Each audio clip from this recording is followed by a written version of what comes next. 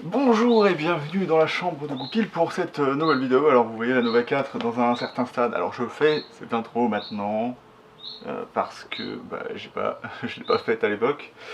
Donc vous allez voir un peu tout ce qui va se passer jusqu'à ce que j'arrive ici. Donc la vidéo sera peut-être un petit peu longue, donc si je la coupe, c'est que j'aurais pas réussi à faire un truc vraiment condensé. Ça sera minimum 1 heure je pense pour cette vidéo là. Et c'est l'avant-dernière vidéo de la Nova 4, en tout cas de la construction de la Nova 4, parce que là, vous le verrez dans la prochaine vidéo, ou à la fin de la vidéo, je suis vraiment pratiquement avec la basse finie. À part quelque chose que j'aurais à rajouter ici, les couvre-potards, mais sinon la base sera pratiquement finie là, et dans la prochaine vidéo je verrai la fin. Donc on va commencer tout de suite.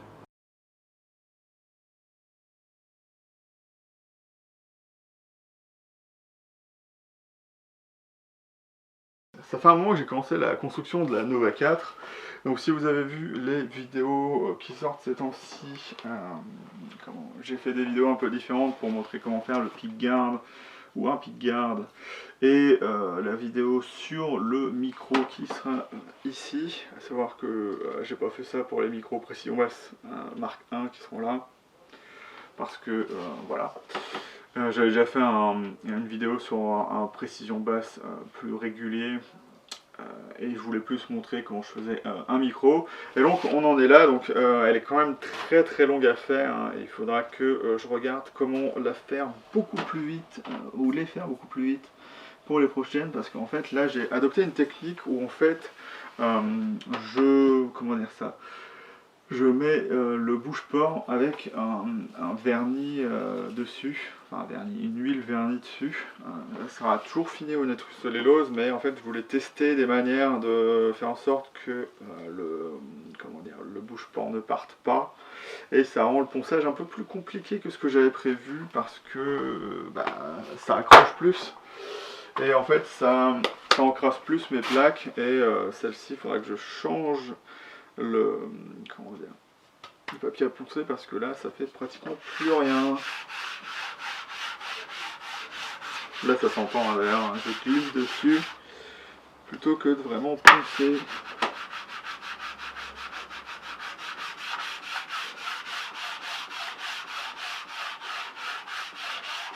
Je vais devoir continuer ça. Alors j'ai sûrement continué les choses sans les filmer, et j'en suis désolé, parce que comme ça reste un prototype, il faut que je sois là pour pouvoir vraiment me concentrer sur la construction de l'instrument. Notamment, je pense que j'ai pas filmé ça, en fait j'ai rajouté une pièce d'érable derrière la touche, justement pour qu'on voit pas le travail qui a été effectué, parce que comme le manche il est droit par rapport au corps, en fait, lorsque j'ai défoncé cette partie-là, ou coupé cette partie-là, pour la mettre au même niveau que le corps, et on voyait déjà derrière la skunk stripe, donc la partie qui sert à bloquer le truss rod dans sa position initiale, puisque c'est vide quand on fait la tranchée. Et donc j'ai mis cette partie en érable pour qu'on ne voit pas ça et que ce soit un peu plus classe, hein. Donc toutes les Nova 4 au final auront ça, et c'est aussi au final pour compenser le fait que j'ai coupé la touche plus court que ce que je pensais, et je sais pas pourquoi. Donc je l'avais laissé, heureusement j'ai laissé la place pour quand même faire ma 20e fret, ouais. Oui, c'est ça. Donc sinon j'aurais été un peu dans le caca, j'aurais dû faire un 9e fret et rien derrière, ou rajouter l'érable et remettre une fret, ce qui aurait été un peu compliqué. Et donc ce qui rend tout plus long, c'est qu'au final lorsque je fais on va dire une EBF 01, et le corps, je peux le prendre, le poncer sur une grosse plaque, comme j'ai d'habitude pour faire à la fois mes manches et tout ça, sauf que là en fait je suis obligé de tout faire à la main et de modifier tout ce que je vois de pas net, parce que y a un manche qui gêne. Et donc derrière aussi j'ai tout ça encore à faire, si vous voyez, qui est d'enlever la saleté, hein, ce qu'on peut appeler de la saleté bien évidemment, puisque c'est le bouche-port qui a été collé, et donc ça va être un peu long à faire. Donc comme c'est un prototype, hein, et qu'il me reste encore des choses à régler sur tous les instruments que je vais fabriquer, je teste des nouvelles façons de faire les choses, et là, ça demande quelques modifications, parce qu'en gros, j'ai décidé, je sais pas pourquoi, de me dire que il faudrait que, je fasse le bouge-port en plusieurs étapes. Donc là, en fait, j'ai des rayures dans le corps que j'aurais dû poncer avant, comme ça me prendrait beaucoup moins de temps. Alors que là, je vais devoir repasser le papier à poncer pendant je sais pas combien de temps, jusqu'à à la fois retrouver le corps, retrouver le corps sans rayures, et possiblement devoir du coup remettre du bouge-port dedans. Ce qui est pas super.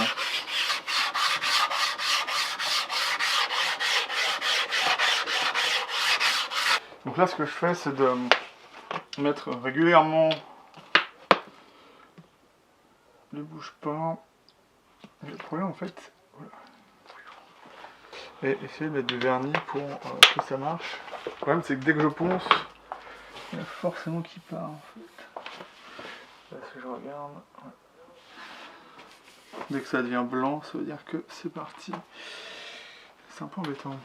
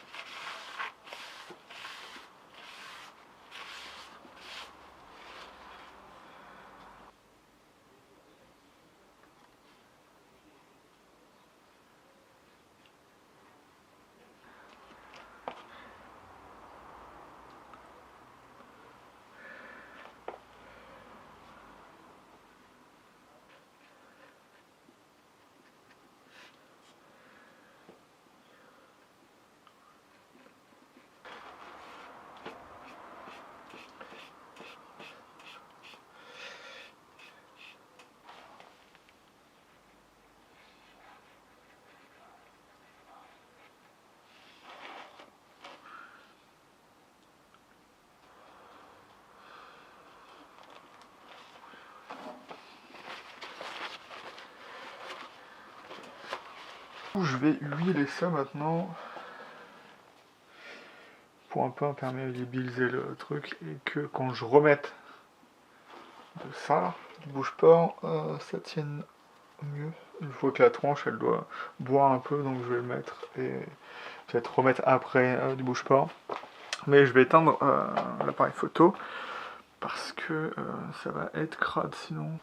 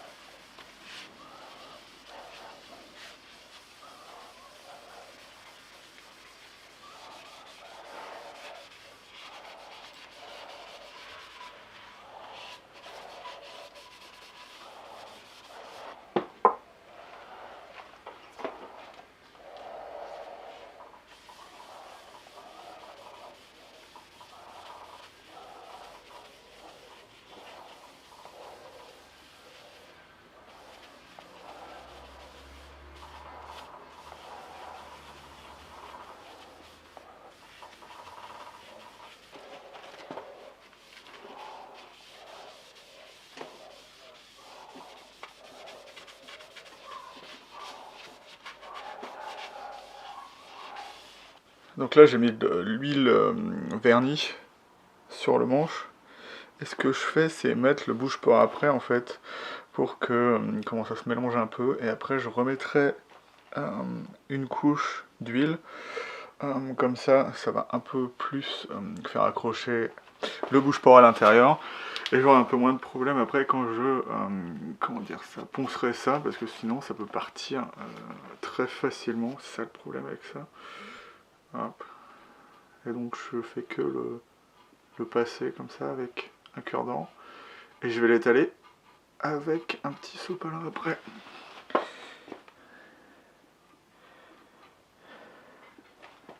Donc le mieux pour si vous avez du bouge-port dur, en pot, c'est de l'humidifier un peu. Donc mettre un peu d'eau, mais pas trop non plus, parce qu'il doit garder une certaine consistance, sinon vous aurez basiquement de l'eau dans les pores. Et ce ne sera pas très efficace.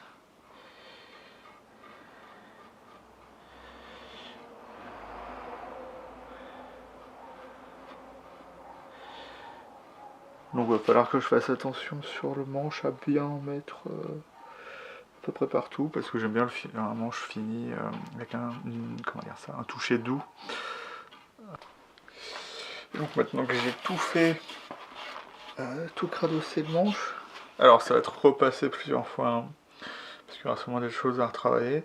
Donc en fait là, je mets le vernis, je reponcerai, je verrai ce qui va pas et je reponcerai. Notamment la volute qui est pas finie. Donc voilà, c'est pour un peu progresser sur l'instrument au fur et à mesure et voir les défauts et après corriger. Donc c'est peut-être un peu bizarre, mais comme je suis en train de tester les façons de mettre le bouge-port, c'est pas problématique. Donc évidemment, on essaye aussi de mettre le vernis un peu de la même façon pour pas enlever trop de matière si elle venait à partir.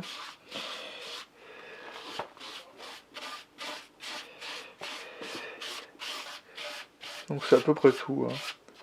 Je vais le laisser reposer et du coup je reponcerai demain ou après-demain ce qui reste. Hop. Là ce que je suis en train de faire c'est d'essayer de rentrer le chevalet, donc là il ne rentre pas encore forcément, donc je vais pas le mettre dans ce sens là, puisque je vais essayer d'avoir les vis devant pour pouvoir le régler plus facilement de ce sens là. Je trouve que dans l'autre sens c'est un peu compliqué, surtout quand on a un cordier derrière. Donc, vous voyez, ça ne rentre pas. Bon, ça pourrait rentrer à peu près d'un côté. Mais là, on n'y est pas encore. Et donc, le chevalet est assez épais. Et donc, comme c'est un chevalet Warwick, normalement, on est censé avoir un angle de renversement du manche, tandis que celui-là n'en a pas. Alors, la touche et un bout du manche sont assez hauts par rapport au plan de la table, mais il a quand même fallu que je fasse des concessions en termes de positionnement du chevalet. Donc le chevalet va aller très profondément, et du coup, pour avoir une tension assez importante, il faut que le cordier le soit bien évidemment aussi. Donc voilà, là, il rentre pas encore complètement, hein, comme vous voyez, encore une fois. Et pour me faciliter la tâche, en fait, ce que je vais faire, c'est que, comme vous voyez, les cordes se mettent comme ça. Mais en fait, il faut avoir de l'espace derrière pour pouvoir les mettre. Et en fait, quand ce sera à l'intérieur, j'en aurai pas vraiment tant que ça. Donc ce que je vais faire, c'est une ouverture derrière pour que ça n'abîme pas à la fois le corps de la basse et que ce soit beaucoup plus simple de mettre les cordes dans le cordier. Voilà, donc on aura un espèce de trou là, léger, pour pouvoir mettre ça. Et donc après, il faudra que je vérifie comment pouvoir mettre après, évidemment, la sangle. Voilà. Donc je pense que je vais le faire avec un léger angle. Et après, il faudrait que je vois la profondeur pour voir à combien je vais percer, pour pas rentrer ça évidemment dans le cordier ou faire un trou dans le vide. Donc voilà. Maintenant, j'ai fini ça et j'ai réussi à faire rentrer ça correctement. Intéressant. Wow. Je vais pas trop bien ça. Hop. Et donc vous voyez que ça passe bien et du coup les cordes peuvent passer correctement à l'intérieur sans problème. Donc avant, je pense que ce serait passé quand même. Là, ce sera parfait. Et du coup, là, ce que je fais en fait, vous voyez là, il y a la plaque et derrière on a nos futures deux sorties jack, dont la première qui est déjà mise parce que je peux le faire avant, puisqu'en fait ce jack là il va directement dans la cavité d'électronique, sauf que l'autre, je ne vais pas faire un trou de la taille du jack pour le faire passer, donc il faut que je sois sûr. Ce que je fais en fait, là je vais passer le câble directement ici. J'ai fait un trou pour qu'il passe de ce côté là, mais je me suis aperçu que ce serait beaucoup trop long. Et donc dans un circuit c'est toujours mieux d'aller au plus court, déjà qu'avec le système stéréo, le circuit est déjà méga long. Donc là, ça permettra que ce soit beaucoup mieux. Donc j'ai fait une petite tranchée qui ira en dessous de cette base là au final. Hop. Et donc le chevalet, il va par-dessus. Donc ça fait un espèce de bloc presque IMAS. J'ai jamais compris pourquoi ils avaient fait ça. En fait, ce que vous pouvez faire, enfin, ce qui est quand même bien avec ça, c'est que, enfin, je dis j'ai pas compris pourquoi ils voulaient faire ça, mais je vois très bien, c'est que si le chevalet il est trop bas, en fait, en plus du réglage des pontets là, hop, vous pouvez revisser pour monter légèrement le chevalet. Je sais pas ce qu'il met au point là. Vous pouvez visser un peu plus haut, et après il y a la vis du milieu qui sert à bloquer le chevalet sur la partie basse. Donc c'est plutôt pas mal. Donc après il faudra que je vois si ce que j'ai fait est bon. Mais du coup ça donne à peu près en fait ce que ça fera à la fin. Comme je l'ai dit, il est beaucoup plus ancré que sur n'importe quel modèle de Warwick, puisque c'est un chevalet Warwick. Et donc il est ancré à 11 mm à l'intérieur du corps. Donc c'est pour ça que aussi, vous voyez peut-être pas là, j'ai dû changer l'endroit où va s'accrocher la sangle. Voilà lui. Parce que ça aurait été un peu problématique. Et donc si je fais le trou tout de suite, c'est pas encore qu'elle est finie hein, évidemment, c'est que je vais quand même passer une couche de vernis dessus, en plus de l'huile que j'ai mis dessus. Donc elle sera pas polie après, ce sera directement comme ça, ce qu'on appelle une flash coat. Donc ce sera plutôt pas mal. Là on a le premier micro qui est dessus. Alors en fait là je le place juste comme ça pour voir certaines choses. Mais si vous fabriquez un instrument, ce que je conseille c'est de vraiment attendre le dernier moment avant de le poser. La cavité est assez grande pour que je puisse le bouger un petit peu. Il y a normalement un petit peu... Ouais.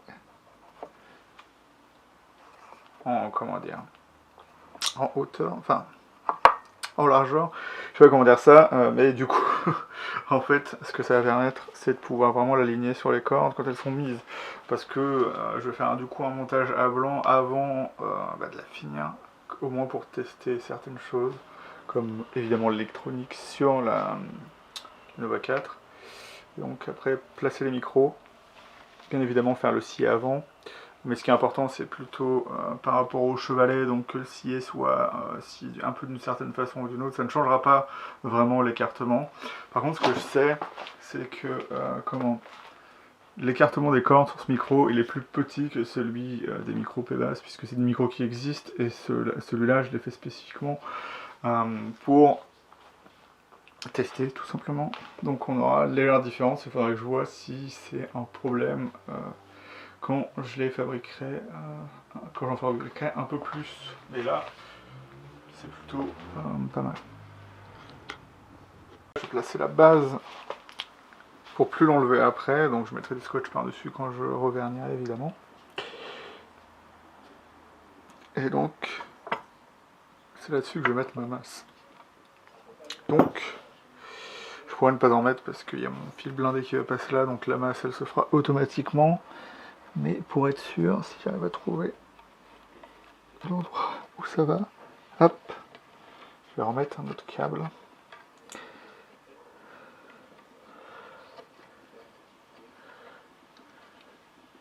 Il faudra juste qu'il tienne là. Hop. Quand je vais mettre ça là, ça va être bon, voilà. Et donc maintenant il suffit juste que je perce pour pouvoir visser directement les vis que j'ai pour le chevalet. Donc avant de visser, je vais pré-percer, il faut le faire Alors pour les bois à port ouvert comme ceux-là, pas forcément le frêne, j'aime bien pas beaucoup percer parce que ça peut au final comment dire, être un peu gênant puisque ça peut ne pas forcément marcher comme il faut.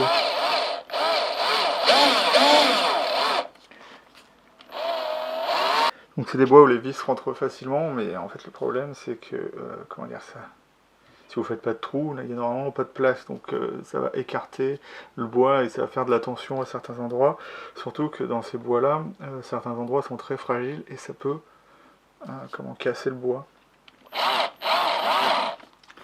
Ok d'accord. Voilà, donc je mets 2 trous. Si ça avait été de l'érable, j'aurais fait beaucoup plus profond, voire même sur toute l'épaisseur du trou. Pour les perçages de micro, enfin de vis de micro type P90, vous êtes obligé de le faire tout le long parce que les vis sont très fragiles et risquent tout le temps péter, même les vis de bonne qualité. Pour les pickguards, moi j'aime pas trop faire des grands trous parce qu'après, si vous enlevez plusieurs fois la plaque, il se peut que, comment dire ça se visse plus. Après il y a des techniques comme mettre de la colle dans le trou, mais sinon vous faites juste un trou guide et comme ça évite à la plaque de bouger lorsque vous la vissez. Maintenant je vais mettre les vis, mais j'étais confronté quand j'ai acheté le chevalet à un petit problème, même un gros, c'est que vous voyez les vis, si je veux bien faire, bon je vais mettre là, elles sont très très longues, hein, donc elles passeraient à travers le corps complètement, elles sortiraient genre moins 1 ou 2 cm derrière. Donc j'ai pris cette petite vis, hop, et ça marchera parfaitement bien. N'hésitez pas à faire des choses comme ça, hein, parce que moi j'adapte au final un chevalet qui n'a pas été designé pour ça, qui s'adapte parfaitement bien, mais il faut faire des concessions. Donc celle que j'avais à faire ici, c'était de changer les vis, et donc vous trouvez un équivalent dans le magasin de bricolage le plus proche, et ça ira après. Donc j'utilise une visseuse, parce que c'est beaucoup plus régulier que votre main, et vous avez beaucoup moins de chances de casser le bois lorsque vous utilisez ça. Voilà.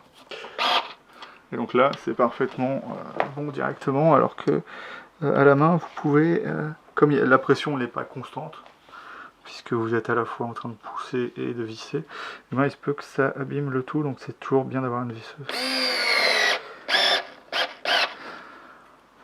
Donc je continue un peu à visser pour voir si ça peut, voilà, ça peut rentrer plus profond dans la cavité. Donc ce système il est plutôt bien, hein, parce que déjà vous voyez pas les vis de l'extérieur, en tout cas pas les vis moches, puisque je dois évidemment le remplacer. Et après on va pouvoir mettre du coup le chevalet dessus pour voir ce que ça donne. Parce que mon calcul était approximatif quand j'ai fait ça. Savoir que voilà ce que ça fait au niveau le plus bas. Au niveau le plus bas, parce qu'il peut se régler évidemment au haut. Hop. Donc comme tout ça a été fait à l'aveuglette, je ne sais pas si ça ira bien avec la basse. Si j'ai un problème là, il faudra que je reperce plus profond, ce qui va être pas très agréable.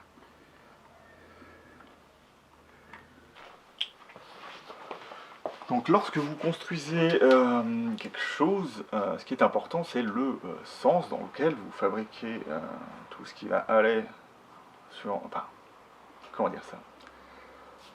Lorsque vous fabriquez quelque chose d'assez compliqué, donc que ce soit par exemple une voiture, ou là ça va être une basse électrique Nova 4, ce qu'il faut faire attention c'est comment on fait chaque étape de construction, comment on arrive à la fin de la construction de l'instrument, et donc il faut faire ce qu'on appelle une gamme d'usinage. Donc c'est du début à la fin de l'instrument. Après il y a des étapes qu'on peut interchanger, c'est savoir comment on va fabriquer l'instrument de manière optimale.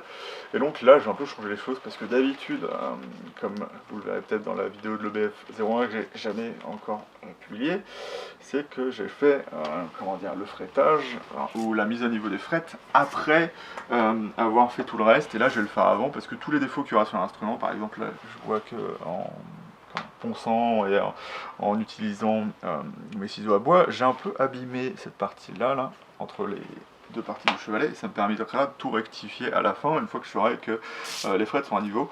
Moi, si en général je fais les frettes à la fin, c'est bien évidemment pour un problème particulier, c'est quand on vernit, on en met forcément sur la touche et sur les frettes, et donc il faut repolir après, donc c'est un peu embêtant.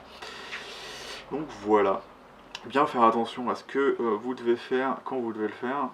Et donc là, ce que je vais devoir faire, c'est mettre les cordes sur l'instrument pour pouvoir placer les micros et après, évidemment, tout enlever pour pouvoir finir l'instrument. Et au moins, ce sera mieux que sur la basse précédente que j'ai fait, où j'avais juste fait le trou et après, je me suis aperçu que le chevalet était décalé. Après, le chevalet était assez particulier, les 3 points, c'est un peu compliqué à mettre en place, mais je ne vais pas faire la même erreur sur cette basse. Donc voilà, ce sera à peu près ce que je vais faire dans cette vidéo du coup. Et voilà, pour commencer, si je veux mettre les cordes, il va falloir que je taille le sillet. Évidemment, j'ai pas pris de crayon, donc je vais faire ça. Ce qu'il faut faire, donc j'ai déjà mis le chevalet, là il va falloir que je puisse mettre les cordes sur la basse pour pouvoir après placer les micros. Donc je vais d'abord faire, comment dire, je vais tout faire en même temps, donc je vais mettre à niveau les frettes, mais je vais d'abord faire mon sillet. Pour une raison particulière, c'est que je vais faire des pré-tranchés à l'intérieur pour pouvoir que ce soit plus facile. Alors, pourquoi faire des pré-tranchés? Typiquement, si vous faites une basse Fender, vous n'avez pas besoin de faire ça parce qu'en fait, les mécaniques sont alignées de manière optimale par rapport au plan du manche pour que les cordes aillent vraiment tout droit aux mécaniques. Donc après, il y a l'ajustement de la taille des cordes qui est un peu différent d'une tête 2x2. Donc comme on a plus de longueur pour éviter que ça vibre, on met un bloc corde, mais on n'a que ça et le plan est parfait, donc il n'y a pas besoin de se soucier de ça. Tandis que quand on a des têtes comme ça, là, ou tête type Gibson, ou basiquement à la, style vintage, enfin même toutes les basses, mais les guitares c'est un peu moins flagrant aujourd'hui.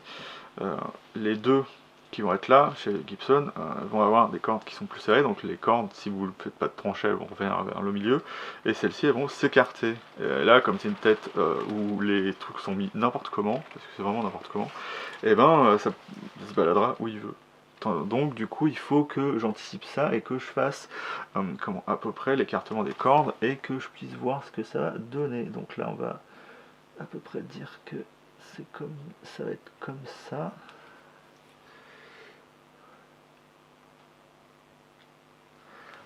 Hop. Donc ce que je vais essayer de faire, c'est de voir à peu près la largeur des cordes, de voir ce qu'il faut faire. Donc là j'ai à peu près placé mon mi et mon sol, et du coup ce que je vais voir avec une règle, c'est comment placer les deux du milieu.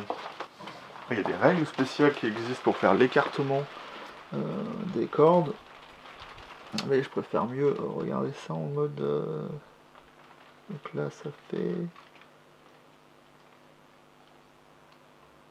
un truc genre de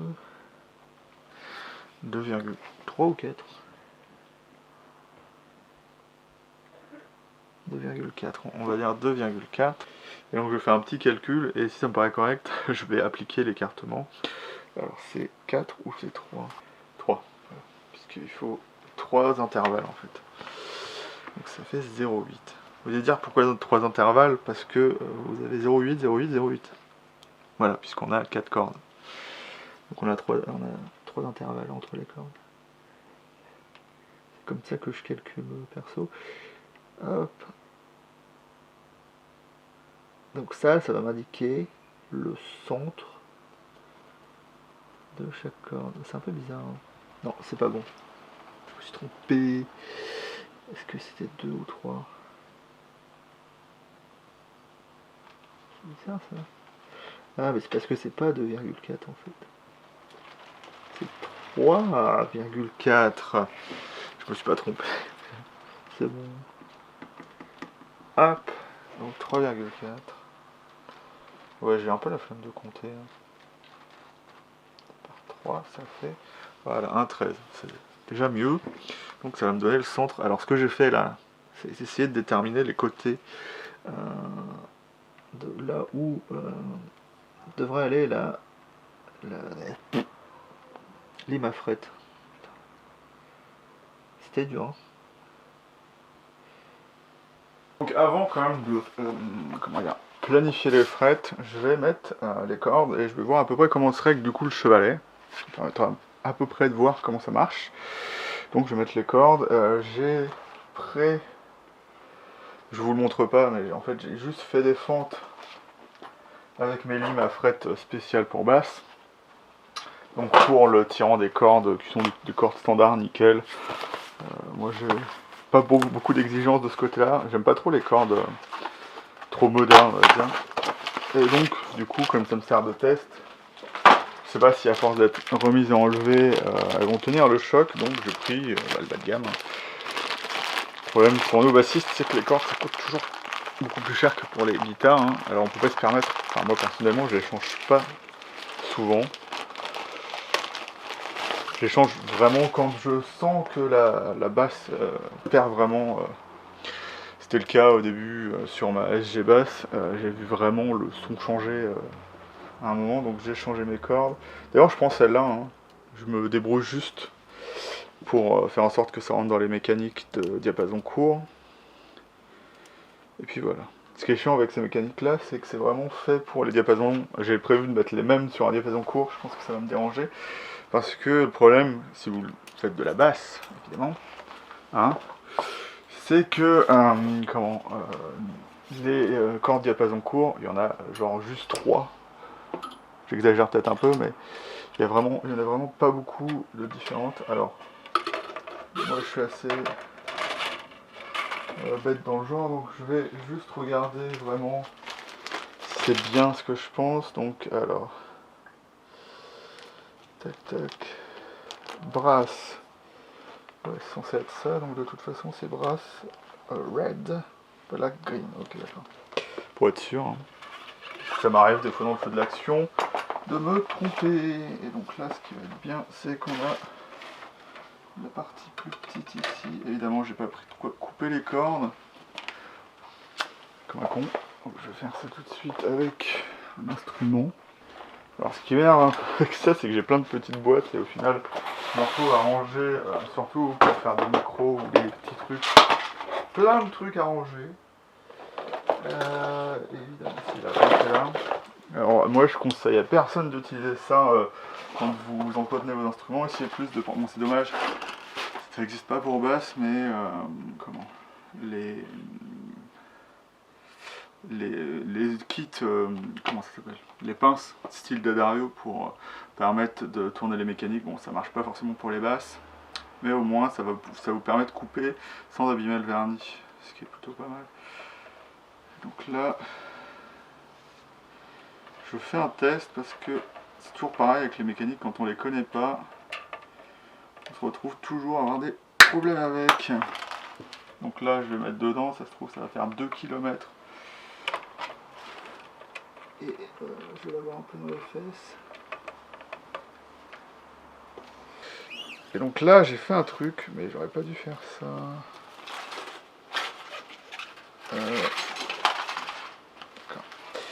Parce que là évidemment je veux régler le placement des cordes. Sauf que si j'ai pas ce qu'il faut.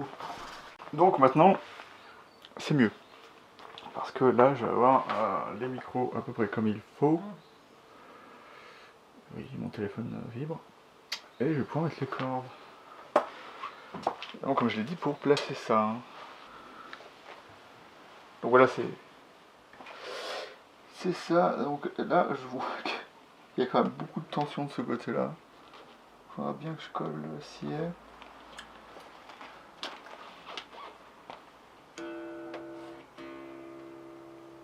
Voilà. Je me trompe en plus.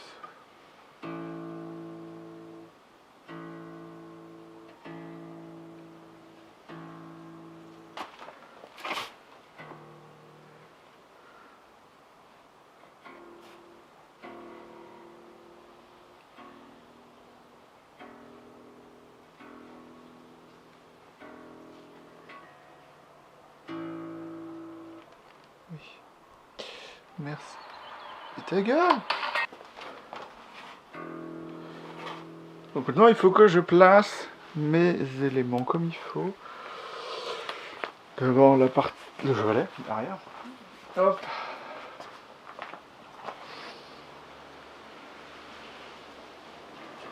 D'ailleurs, je sais pas pourquoi je me suis amusé à faire ça. Donc je vais devoir évidemment, hop, c'est plus près. Hop. Donc là c'est ça, hein. Ça sera. Alors.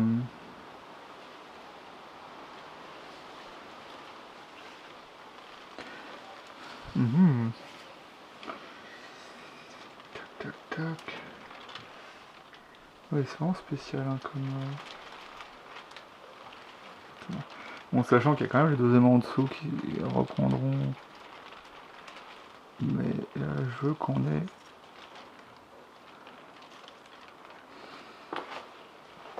Le maximum. Bon, après, ce sera réglable à peu près. Je pense que j'ai encore un petit peu de réglage de ce côté-là, ouais. On va peut-être ramener ça là. Hop, un petit peu plus. Ouais. Ouais. Ça peut le faire. We can make it.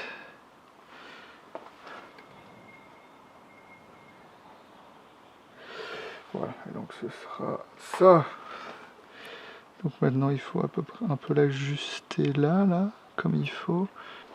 Donc là du coup, bah, évidemment je vais percer les trous qui vont être... Bah alors les trous, ça va pas vraiment être des trous. Hein. J'espère que vous n'allez pas en avoir plein les oreilles, puisque... Non, ça va, c'est pas très puissant. Puisque le micro est juste au-dessus là.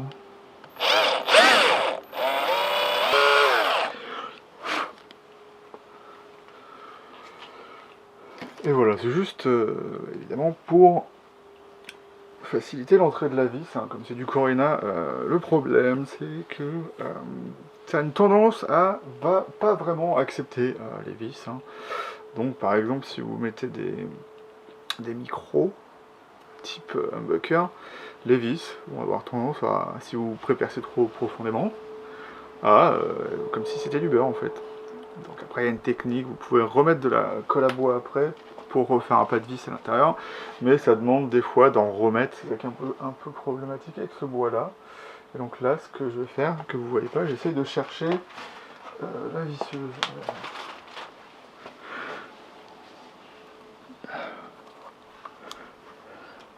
Ça. Et là, il ne veut plus sortir. Voilà, c'est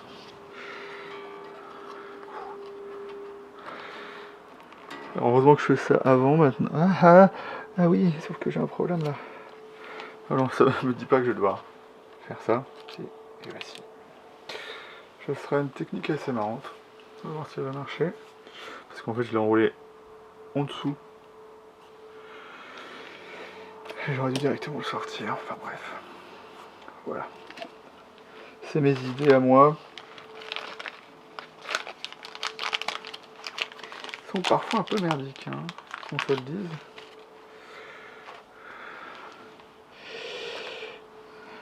Alors comme je l'ai dit, hein, ce qui est assez intéressant et conceptuel, c'est que l'écartement des micros avant des cordes est plus élevé que celui derrière.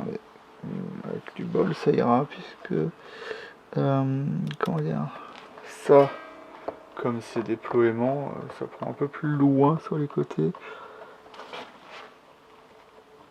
Bon alors ça me fait un peu plus embêter, ça m'embête un peu plus que le micro arrière. Donc si vous n'avez pas compris le système, il y aura deux switches et puis on pourra passer des deux micros ensemble. Donc là, si je veux faire un humbucker, je les patch ensemble. Hein. Le blanc avec le blanc, enfin le crème avec le crème, et le noir, j'en utilise un pour faire la masse, et l'autre le positif. Et donc je peux directement pour les tester, je pourrais directement les mettre dans un jack. Voilà. C'est ce que je ferai tout à l'heure, si j'ai le temps. Plutôt pas mal. Hein. On va quand même s'occuper des micros et tester ça avant que je règle mes petits problèmes que j'ai avec la basse, hein, privée.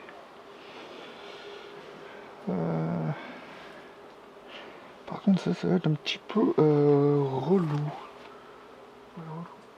Parce qu'il faut que je prenne des vis spéciales. Je sais pas où je les ai mises. Ce sera ce petit genre de vis là, voilà, qui va directement. Voilà, merci. Appareil photo. Putain, mais... Voilà, merci.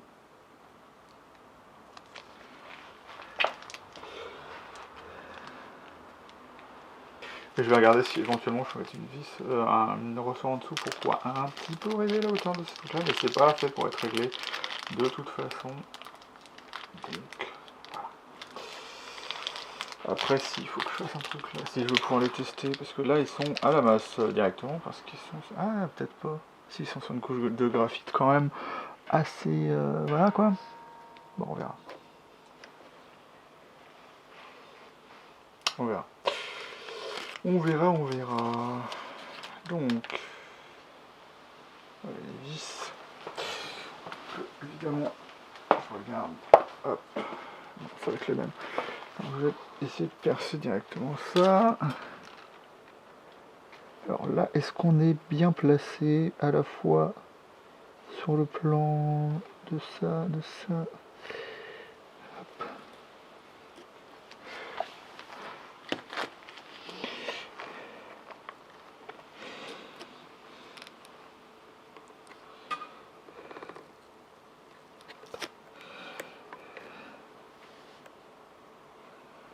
Si ça marche parfaitement comme ça.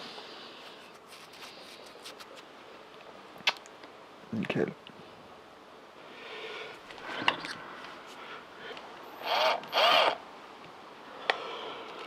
Donc je vais faire un truc là, c'est que je vais visser d'abord celui-là.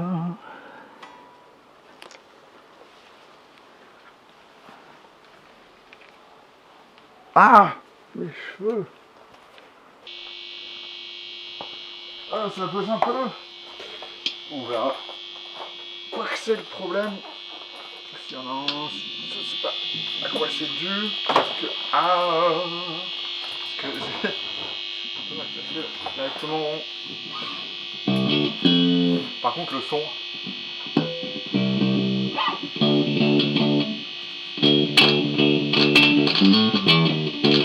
Alors.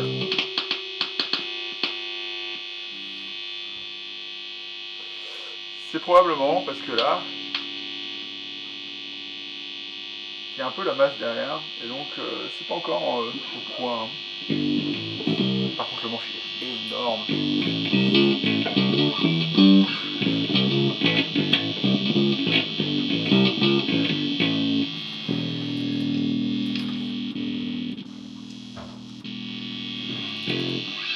Alors le sillet il est à 15 km de la basse. Le cheval n'est pas encore dans sa bonne position. Il doit être plus bas normalement. Ah, par contre ce micro de pression.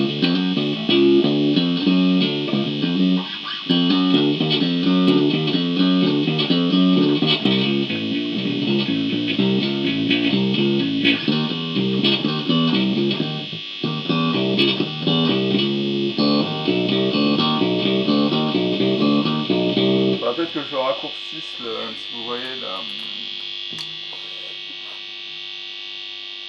base de micro parce qu'elle est vraiment un peu trop haute.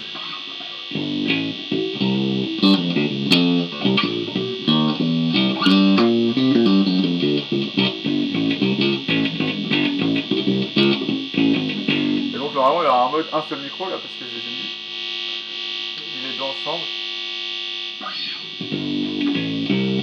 Alors ça c'est la sortie directe, il n'y a aucun contact sur le circuit. Ça buzz un peu pour l'instant. Mais la basse est vraiment sympa. Bon alors là c'est le micro arrière, enfin micro arrière. Micro simple avant et l'arrière que j'ai mis là.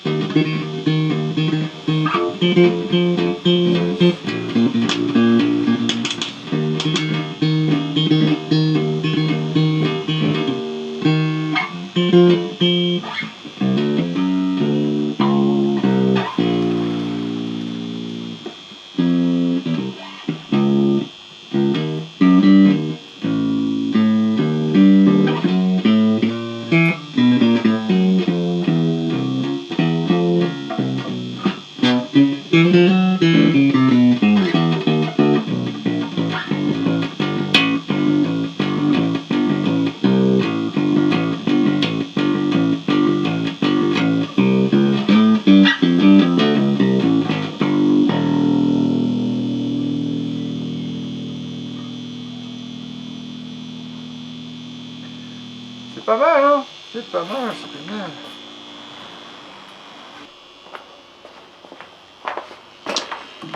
Hop. Donc, juste lui.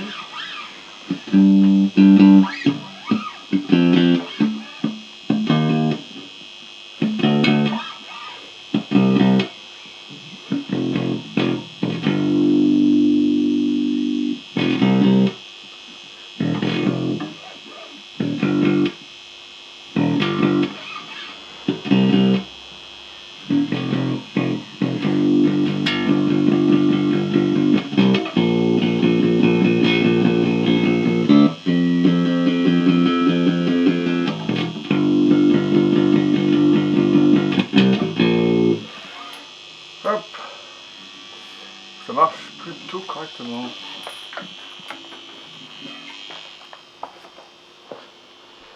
Donc là c'est le MBD1 directement branché sur le jack pure tone d'ailleurs.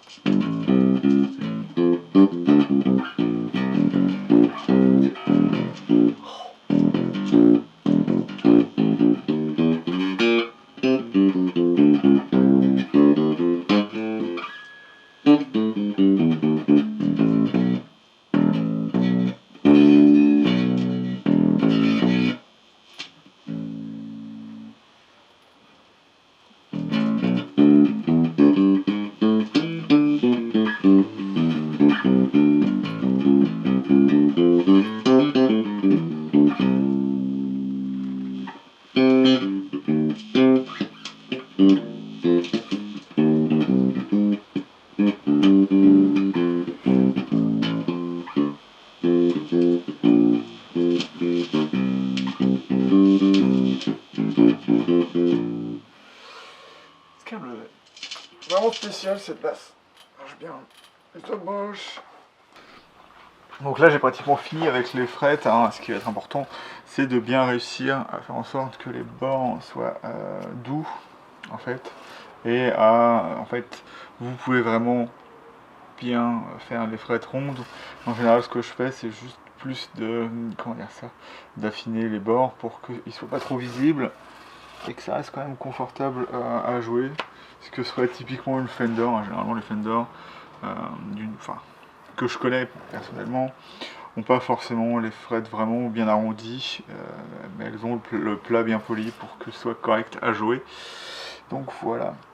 Le seul problème que j'ai là, c'est qu'il va peut-être falloir que j'enlève un peu de scotch pour pouvoir repolir. Alors, si vous ne savez pas pourquoi je mets du scotch, c'est parce que le petit problème qu'on va avoir, bon déjà, ça me permet d'utiliser la... Où est-elle?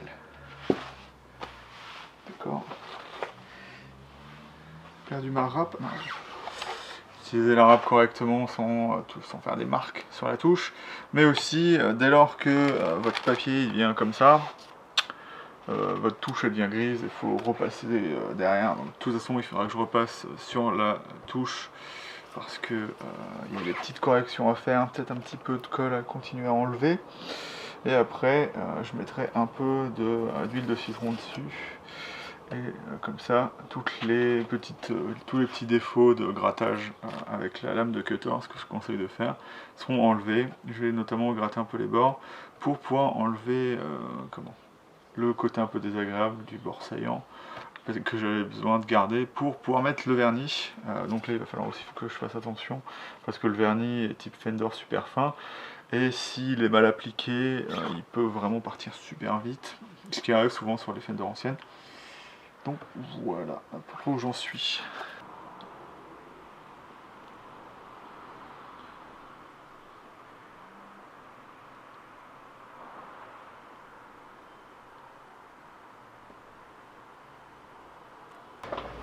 Donc là, en fait, ce que j'ai fait, c'est évidemment un peu polir mes frettes. Je les repolir un peu légèrement derrière, et là, je vais donner je vais façonner le côté du manche, donc je veux pas forcément qu'il soit trop arrondi. Je veux qu'il ait quand même un certain, comment dire ça, qu'on sente quand même le manche. Et donc moi, ça me dérange pas personnellement d'avoir des arêtes un petit peu légèrement franches pour qu'on sente juste, elle coupe pas, mais qu'on puisse bien sentir la frette lorsque l'on joue. Et j'ai pas envie de faire quelque chose de trop, vraiment trop doux, où on oublie la frette et on n'est pas forcément sûr de là où on est. Donc voilà. Donc j'utilise une lame de rasoir comme le ferait Gibson pour vraiment enlever les résidus de colle et toutes les choses dans le genre. Et donc pour l'instant je fais le côté avant des frettes et j'irai du coup après du côté arrière des frettes.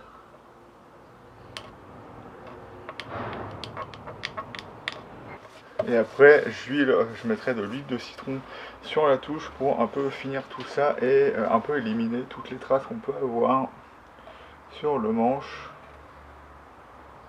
Donc les traces de grattage, enfin c'est du grattage léger. Après, suivant l'efficacité de votre doigté, ça peut plus ou moins se voir en fait lorsque vous utilisez les lames de rasoir, donc il faut faire attention et vraiment attention à ne pas passer la lame en dessous pour venir attaquer le vernis ou taper le manche, c'est pas vraiment très intéressant.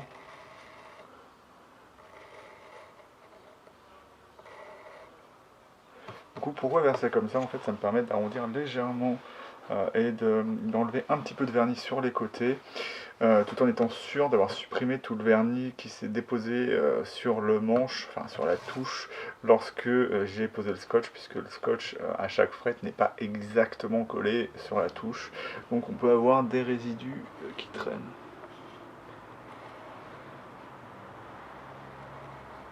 Et donc on peut sentir à la manière dont réagit la lame par rapport au manche. Donc encore une fois, comme je l'ai dit, je ne veux pas faire un arrondi très très franc, le manche est déjà un petit peu resserré vers l'intérieur. Là il ne reste plus grand chose à faire sur la Nova 4, évidemment c'est de ça qu'on parle, donc voilà, comme vous pouvez le voir, là il y a mes deux switches, donc il va falloir voir ce que je mets dessus. Si je mets un condensateur supplémentaire sur la sortie, en partie 2 du switch, je pense que je vais faire ça, ce sera beaucoup plus simple, et le premier switch sera juste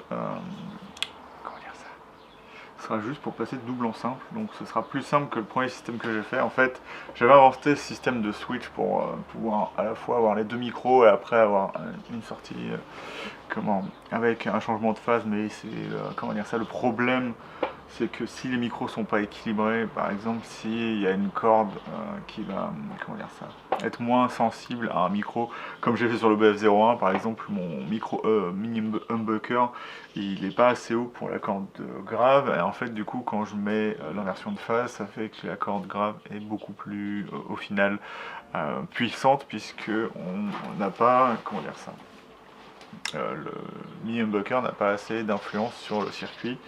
Donc j'ai décidé d'arrêter avec ce système. En plus ça baisse beaucoup le son et je trouve que pour une basse c'est pas très utile d'avoir un son en inversion de phase. Et donc du coup on va essayer de faire le système où j'aurai le double simple et après le condensateur dans le circuit, un peu comme sur le micro aigu pour enlever toute une partie du grave du signal et avoir un humbucker qui va sonner encore plus aigu, qui sonne déjà, puisque là on est sur une configuration, comme je l'ai dit, qui fera un son un peu type Music Man Stingray. Et donc là le truc c'est qu'il va falloir que je fasse mon petit diagramme pour voir comment je câble ça avant d'effectivement le câbler, ce sera mieux. Et après du coup je finirai le ponçage de l'extérieur de la plaque, enfin du contour, et je mettrai ça sur la Nova 4 et je souderai tout, le jack stéréo position aiguë, micro aigu, et puis voilà. Donc là comme vous le voyez c'était le système de base, donc au final je me suis aperçu que ça n'allait pas, puisqu'en fait c'était un peu naïf les premiers systèmes que j'ai fait, ce qui faisait qu'on avait exactement la même fonction sur les deux, ça ne changeait pas en fait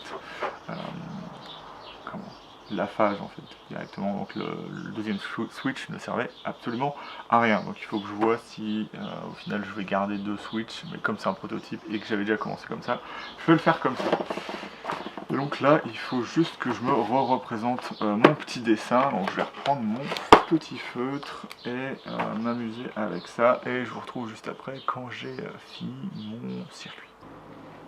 Au final, ça a été assez simple. Alors, c'est ce diagramme-là, hein, celui-là, il est pas bon du tout, puisque c'était de l'inversion de phase. Là, on va juste mettre un condensateur sur le deuxième switch et faire en sorte que le premier soit utilisable en simple et en double. Et donc, ce que j'ai fait pour être beaucoup plus simple, évidemment. Là, on voit, il y a le premier micro. Et là, il y a le second micro. Donc, ça demande un peu d'imagination. Ça, c'est le câble blanc, câble noir, câble blanc, câble noir. Et donc, les petits chiffres que vous avez ici, ça saurait faire, hop, si, il veut bien faire la mise au point dessus, non il veut pas, hop, voilà, vous avez vos petites broches là, et donc d'un côté, en fait, lorsque vous switchez, vous avez ceux du milieu plus ceux du bas, ou ceux du milieu et ceux du haut, voilà, tout simplement. Et donc, hop, pour revenir au dessin, je les ai représentés avec des chiffres. Bon, je ne suis pas obligé de les mettre, mais c'est comme ça souvent que ça se représente techniquement, les switches comme ça. Et du coup, j'ai mon câble noir qui arrive directement dans le switch.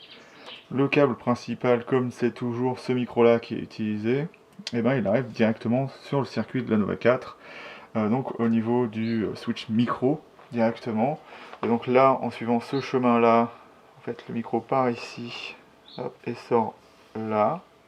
Et donc j'ai un accès direct au circuit.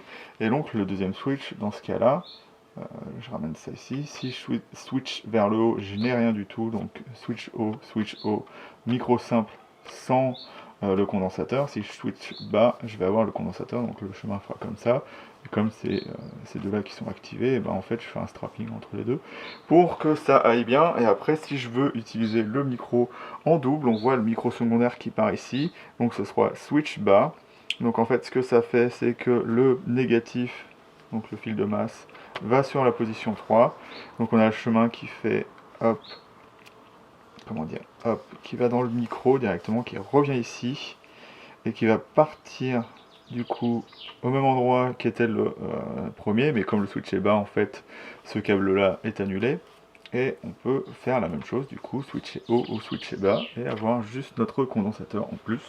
Donc c'est un circuit qui est assez simple. Alors si vous y connaissez pas du tout en électronique, hein, moi je suis pas un expert non plus, mais l'électricité, comment ça fait une boucle, basiquement. Et si vous avez un plus et un négatif, et ben, si c'est bien construit en dessin, et ben, ça marche. Et il n'y a pas besoin d'avoir plus de connaissances que ça en électronique. Après, il faut bien évidemment contrôler avec des machines comment fonctionne le switch. Mais ça m'a pris 3 secondes avec un multimètre. Et puis voilà, donc je vais pouvoir faire ça, donc souder tout le circuit, qui sera assez simple du coup, et le mettre dans la Nova 4. Et ce qui restera à faire, évidemment, après avoir fait ça, c'est brancher le jack secondaire qui passe derrière, et voir si les cavités sont assez grandes pour mettre la coque et le jack. Donc je vous montrerai ce qu'il y a comme problème à utiliser la technique avec les coques strat.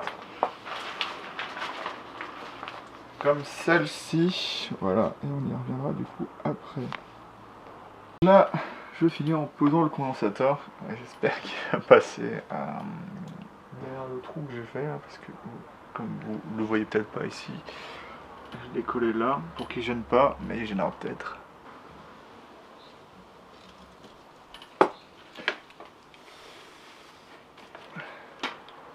Du coup, toutes les connexions qui restent là à faire, évidemment, c'est mes connexions que je vérifie, ouais, de micro. Alors comme beaucoup de gens, je déteste souder, pourtant je fais mes propres, je suis un peu masochiste, je fais mes propres micros. Donc j'ai dû évidemment changer de switch, et c'est ça qui va être basiquement relou avec ces trucs là, c'est que vous allez en exploser, donc c'est pour ça, ça coûte pas cher hein, techniquement. Voilà, mais du coup, c'est de la merde, vraiment c'est du caca. Normalement ceux de marque marchent mieux, ceux-là c'est des trucs un peu chinois tout pourris. C'est bien pour faire les prototypes. Et donc voilà, donc ça c'est ma masse. Je vérifie bien que c'est la masse. Le micro principal. Donc ma masse, elle va aller, bien évidemment, ici. je vais mettre le micro grave là où je sais être.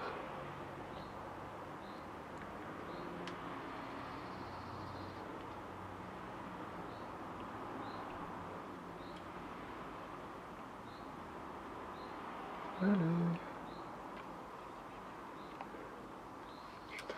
Alors je vous ai pas vraiment montré, mais du coup j'ai fini le switching, ce qui est plutôt cool du coup. Donc voilà, je vais pouvoir en fait poser la mécanique tout à l'intérieur de la basse.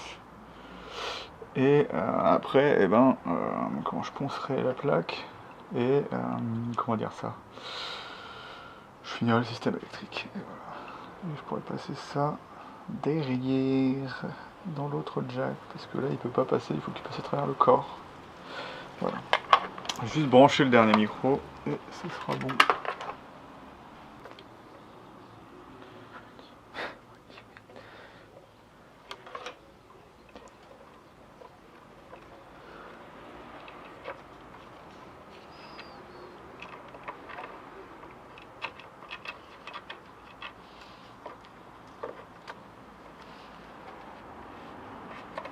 Ah oui, je retrouve ça du coup.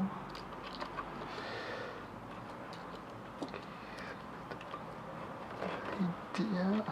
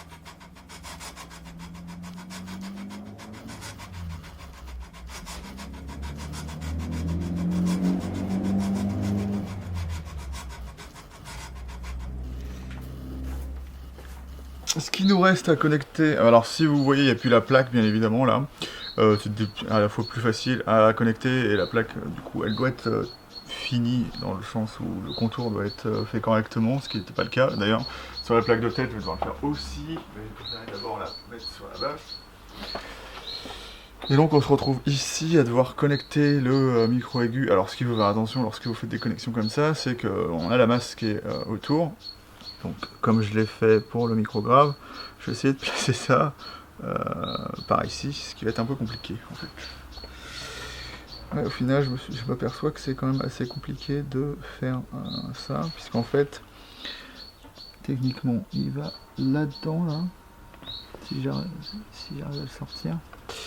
Donc il doit aller ici, et en fait il doit partir de tout là-bas. Donc ce qui appliqué dans la cavité est peut-être possible, mais là ça va être quand même légèrement compliqué. Donc déjà il va falloir que je mette de la gaine dessus, parce que le problème c'est que si je fais un effet de masse au travers du circuit, on aura bien évidemment des problèmes de connexion. Donc on va quand même essayer d'éviter, enfin au moins que ce soit propre, faire en sorte. Et c'est ça qui va être un peu chiant, c'est que du coup je pense que je vais directement le connecter là-dessus. Et je vais utiliser ma technique habituelle de prendre un fil de masse séparé. Donc de prendre par exemple ce fil là et de le connecter aux deux. Après le problème bien évidemment c'est que ça diminue l'efficacité que ça devrait avoir, mais du coup pour l'entretien ce sera peut-être un petit peu plus simple au final de faire ça. Donc je vais quand même suivre la ligne qui est censée avoir dans... En fait là où je suis partagé c'est qu'il faut quand même que j'ai un petit espace, voilà. Mais il faut quand même que je puisse faire ma masse. Voilà, c'est ça le petit problème qu'on aura ici. Donc ce qu'il va falloir que je fasse, je pense que je le passe en dessous là, ce câble là, que je vais utiliser forcément. Hop. Donc on va commencer par ça. Alors comme vous pouvez le voir, du coup il faut beaucoup de matériel pour construire une base de A à Z, même une guitare, puisque j'ai commencé par la guitare. Mais j'ai pas fait de vidéo sur les guitares, bien évidemment. Et donc du coup là j'ai soudé à la fois ma masse générale, donc pour les cordes, et la masse du micro aigu. Hop.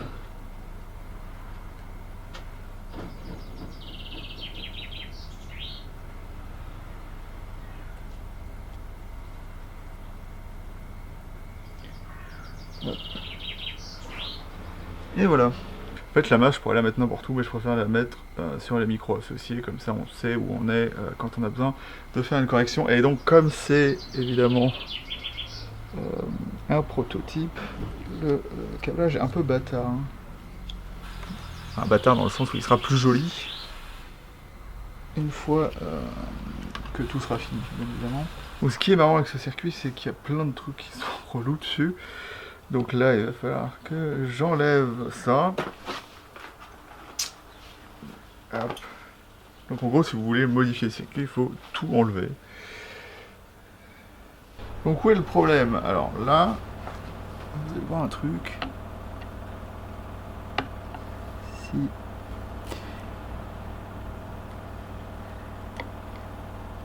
voilà. Hop. On soulève ça. Hop. On fait en sorte de ne pas abîmer le vernis, bien évidemment. Vous allez me dire, mais qu'est-ce qu'il est en train de faire? Qu'est-ce que je suis en train de faire? Eh bien, j'essaye de passer ce putain de câble qui veut pas passer. Ouais, voilà. J'ai mon super petit câble là, qui est censé passer au-dessus de mon jack principal. Je dis bien jack principal. Après, il faudra que le circuit s'habitue à tout ce qu'il y a dedans. Juste que j'ai assez de câbles pour le faire, tout simplement, parce que ça va un peu m'embêter sinon. Donc voilà. Je vais quand même laisser un tout petit peu de mou. Le circuit est ingénieux, mais la technique pour y arriver doit peut-être être revue un tout petit chouïa.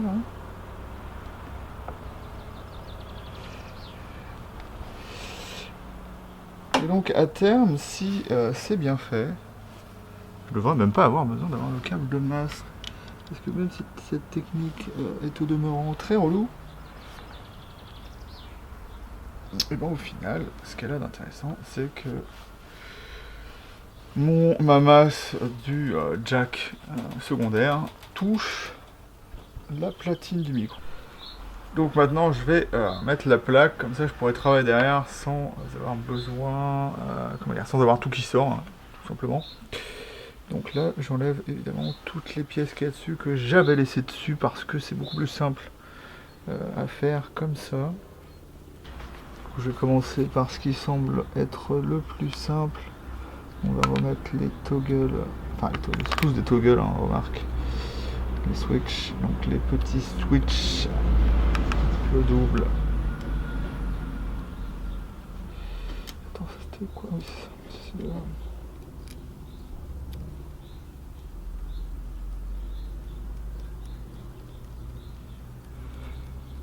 Vous entendez peut-être qu'il pleut là. Donc tant de merde. Et donc, ce qui est vraiment intéressant, cette basse, si on regarde là.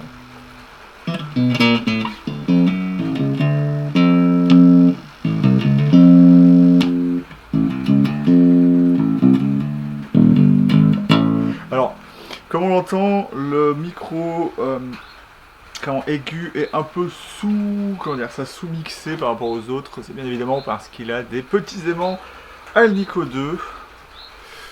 Alors que ça c'est du Alnico 3 ou 4, mais en plus il est directement placé en dessous des cordes, donc on a beaucoup plus de puissance même si on a une résistance qui est moins élevée au final.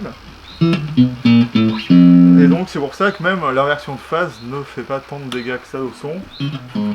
Enfin, il y a quand même... on perd quand même un peu de choses. Mais comme on a d'un côté, on a 3,45K 60 hors phase, mais on a quand même les aimants de ce micro là, ça reste quand même pas mal. Et si on met la patate, encore le son qui est un peu plus élevé. Et donc ça c'est un son de micro un peu plus régulier, donc dans les 6-7K. Et donc si on repasse là...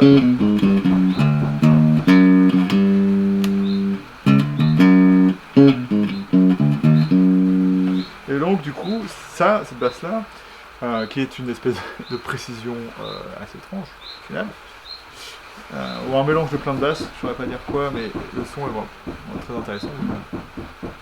Yeah. Il y a quelqu'un qui s'amuse là-haut. Mais c'est un mélange très intéressant et qui prouve que pour avoir beaucoup de sons, bon, l'électronique est un peu compliqué, il faudrait que je fasse des retours dessus pour un peu élargir la qualité en profondeur sur d'autres modèles, parce que là c'est pas possible, alors ça rentre à peine.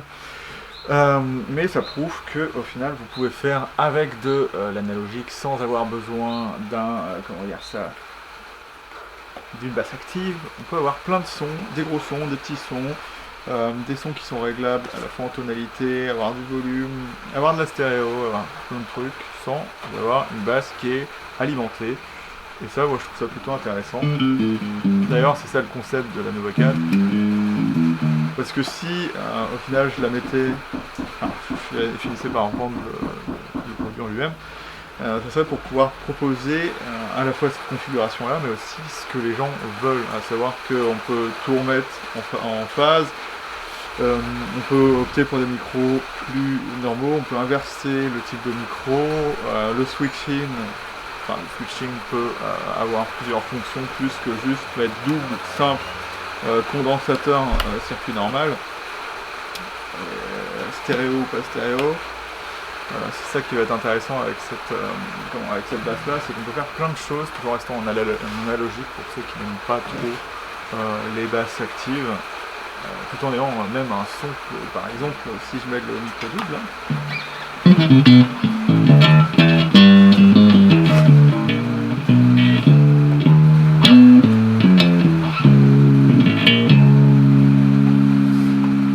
et voilà. Donc après ce qu'il faut savoir, c'est que le son qu'elle sort, c'est bien évidemment dû aux essences, à la touche qu'elle va avoir. C'est du pavo ferro, c'est pas du palissandre, donc c'est un peu plus d'attaque. Et en plus, on a des frettes qui sont en acier inoxydable, donc ça ajoute encore un peu au claquant du son. Mais du coup, ça permet de garder encore un peu de définition et une certaine douceur au lieu d'avoir juste du brouillon lorsque on est sans tonalité.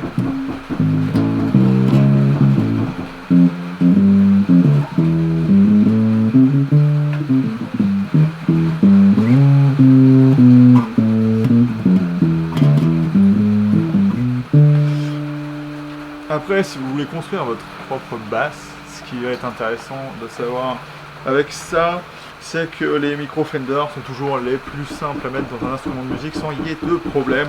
Par exemple, ça, c'est un micro fait à l'aide d'aimants de mini humbucker. Et ce qu'il faut savoir, c'est que c'est des aimants qui sont pas très longs, et donc si vous ratez le placement de votre micro, comme je l'ai fait sur le BF01, et ben, le son de la basse sera un peu affecté sur les cordes extérieures, et c'est problématique notamment quand c'est sur la corde grave, parce que ça va donner une espèce de son un peu plus métallique et moins naturel à l'instrument. Certaines personnes n'entendront pas, mais ça pourrait vous perturber. Et donc voilà, pour l'instant elle est vraiment très bien. Évidemment je ferai un vrai test de son quand elle sera finie. Du coup là elle est légèrement orientée vers l'avant, rien de grave. Il y a encore les coques jack qui vont arriver derrière, donc elle devrait avoir un équilibre plus centré, mais ça donne quelque chose d'assez confortable puisque elle penche légèrement, mais avec votre corps en fait, voilà, l'équilibre se fait comme j'aime bien avoir, c'est pas dans le creux, mais juste la basse appuyée sur vous comme ça. Voilà, et là on est équilibré. Wow.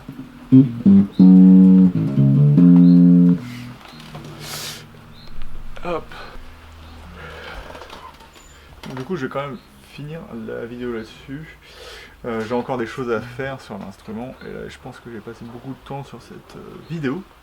Donc ça sera la fin de la vidéo. Juste si vous avez des questions du genre, par exemple là il pleut, je suis dans un garage, comment on fait pour avoir des instruments qui sont secs lorsqu'on fait ça? Moi, comme il y a une assez bonne aération, la maison est saine au final, je me retrouve à voir, à tester l'humidité à la fois dans les bois et dans la pièce. Je me retrouve à moins de 10% d'humidité, à savoir que dans les instruments, je suis souvent, suivant l'essence, puisqu'il y a des essences qui gardent un peu plus d'humidité que l'autre, entre 5 et 8% d'humidité, ce qui est vraiment très bien pour fabriquer des instruments. En dessous, ça peut être un peu trop cassant, et au-dessus, c'est un peu problématique, puisque ça a un peu trop bougé, et l'instrument sonnera moins bien. Mais là, du coup, on est sur un truc qui sonne vraiment très très bien. À savoir que ce qui est marrant, c'est que lorsque vous commencez un instrument, ça sonne toujours très très bien, et plus vous ajoutez des trucs dessus, et plus ça sonne comme du carton en fait à la fin. Alors qu'au départ, par exemple, celle-là, elle sonnait vraiment très très bien. Elle sonne toujours très très bien, hein.